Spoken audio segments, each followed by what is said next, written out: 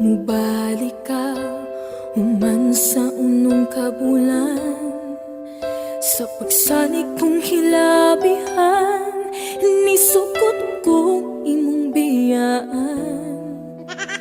Apan sa himan-himan, imura kong gikalimtan. Ayaw pagsayat kung dili mo matuman, para di ka masalitan.